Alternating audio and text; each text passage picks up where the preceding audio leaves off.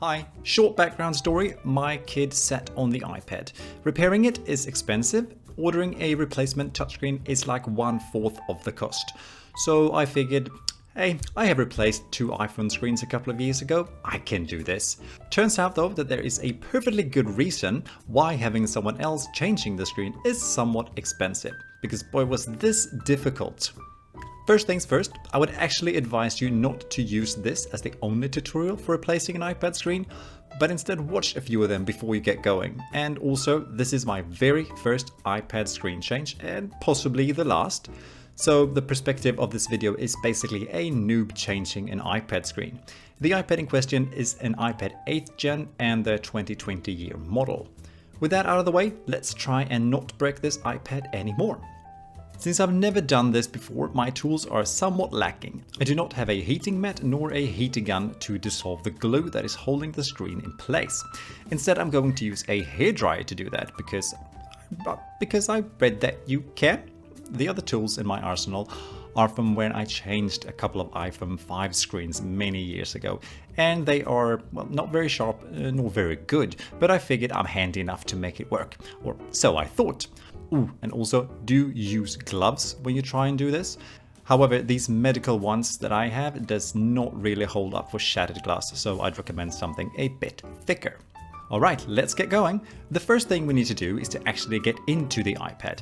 And even before starting here, I made my first mistake, which is that I should have taped the whole screen with some clear tape to prevent any glass pieces from flying away if the screen shatters, or when the screen shatters, and holy cow did it shatter. After heating the edge of the screen and using basically all my tools for about 30-35 minutes, I was eventually able to get a plier underneath the screen and could carefully start prying it upwards bit by bit. Here I should have taken it much slower and done small bits at a time, heating, prying, etc. Instead I went in way too fast, which resulted in that the screen started cracking. You do not want the screen to crack more than it already is. The amount of small glass pieces is absolutely ridiculous, but turns out once the screen's actually started to crack, it is near impossible to get it out in one solid piece. Also, since I did not tape the screen, nor did I have a vacuum cleaner nearby, I couldn't keep heating the screens once it started to shatter unless I wanted small glass pieces to fly all over my apartment. So another tip, keep a vacuum cleaner nearby and again, tape the screen.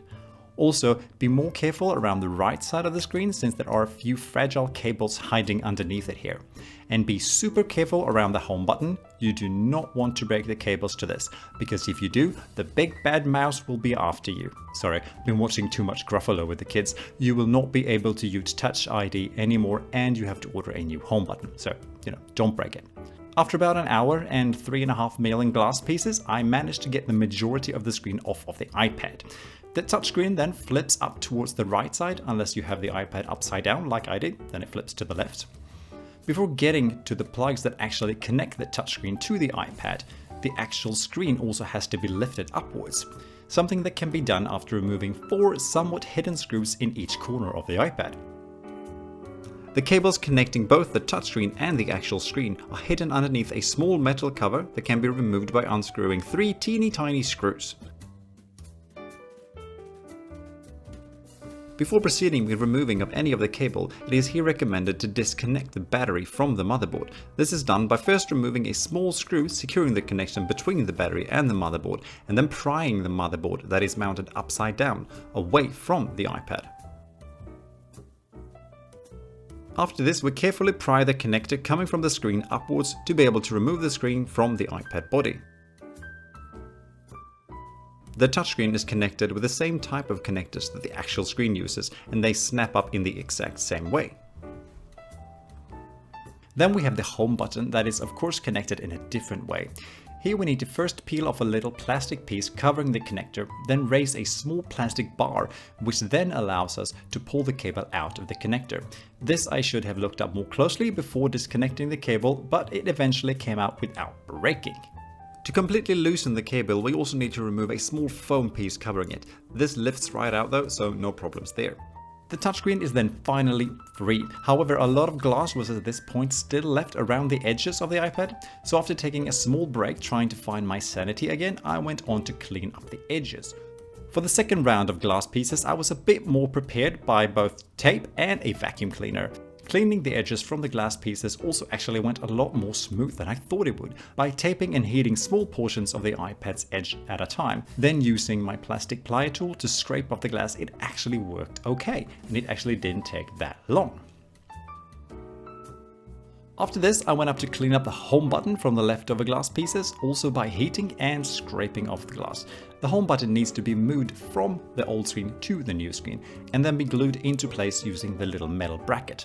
For this I used some normal model glue, but since the surfaces are so small, I'm guessing any kind of super glue would work just as well.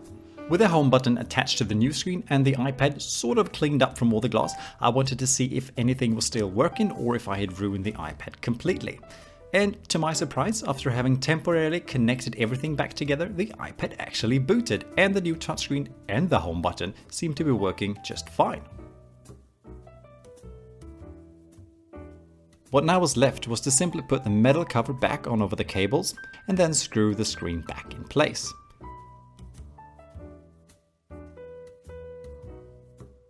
Before closing the iPad up, the LCD screen needed to be cleaned from fingerprints and dirt, something that was not that easy to do.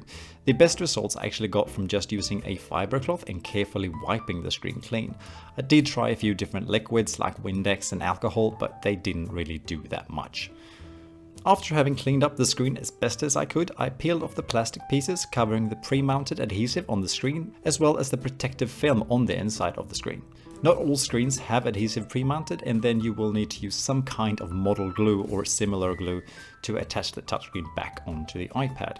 From here, I just folded the screen over the iPad and then started pushing it carefully down around the edges to get the glue to attach to the iPad. Of course, here the screen cracked. This was most likely due to a small piece of glass that had not been removed and therefore was pushing on the back of the screen as I pressed it down into the iPad. So another tip here, make sure that there's no glass pieces left in the iPad or any other kind of debris that can possibly cause the screen to crack when you push it down. Luckily, this particular iPad will live the rest of its life in a relatively sturdy cover covering the edges completely, so I'm hoping it won't crack that much more along the way. At least the iPad works now, and if the crack gets out of control, hopefully the next time I need to replace the screen on this particular iPad, it won't be that difficult, since the adhesive that came with the screen is nowhere near as annoying as the one Apple was using to begin with. I hope you've gotten some inspiration in at least what not to do when changing an iPad screen. If you got any questions, I'll do my best to answer them down in the comments. Thank you so much for watching. Have a really nice day. Bye!